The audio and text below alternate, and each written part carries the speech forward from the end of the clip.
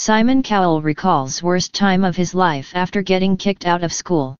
Britain's Got Talent judge Simon Cowell tried his hand at several other careers before becoming one of the biggest music moguls on the planet, and some he hated.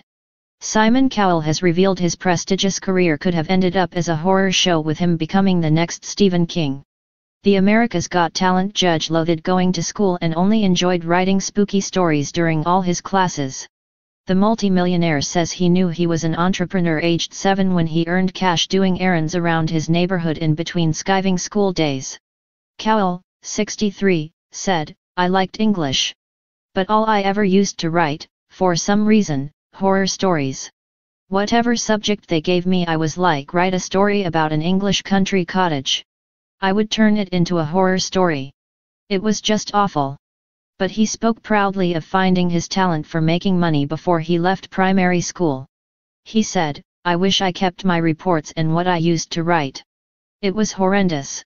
I knew when they were coming and I'd get them before they got to my mum and dad. My mum was definitely the strict one. My dad realized quite soon I was not really academic. I literally wanted to work. Because when I was growing up from the age of 7 or 8 I would mow people's lawns or wash people's cars. Every time I had time off. I loved making money.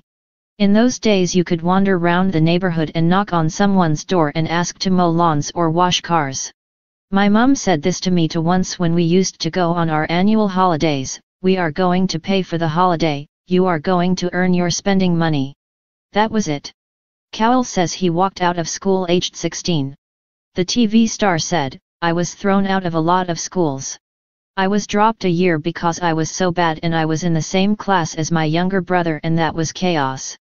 Cowell told the Howie Mondell Does Stuff podcast he struggled to land work after school. He then tried to follow his younger brother into an estate agency for a bigger income. The X Factor star said, "I had the worst month of my life.